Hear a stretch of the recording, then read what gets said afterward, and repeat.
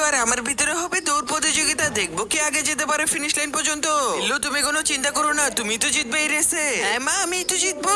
জিতবে তো আমার ব্ল্যাক বিল্লুই, কারণ ওর কাছে আছে রকেট। এই তো বাটনটা ক্লিক করে দিলাম আর আমার ব্ল্যাক বিল্লু জিতে গেল এই রেসটি। এটা কি হয়ে গেল মা, আমি তো হেরে গেলাম। হ্যাঁ, হারবি তো তোরা। আরে বিল্লু তো এখনো কান্না করছে না, আমাকে কিছু একটা করতে হবে। আমি আমার ঘোড়াটা নিয়ে চলে যাই ব্ল্যাক ডায়মন্ডের বাসায়। ব্ল্যাক ডায়মন্ড আর ব্ল্যাক বিল্লু ওরা দুজনে তো এখানে গেম খেলছে, আমাকে কিছু একটা ভাবতে হবে কিভাবে ওদের ঘরে যাওয়া যায়। এই তো আমার কাছে একটা লাল জামা আছে, এই জামা পরলেও আমাকে আর চিনতে পারবে না। এই নাও, এটা খেয়ে নাও, দেখো কেমন লাগে। আরে এটা খাওয়ার সাথে সাথে তো ও ঘুমিয়ে গেল। ওরা রেস জিতে যে উপহারগুলো পেয়েছিল সেই উপহারগুলো এখন আমি নিয়ে নিব।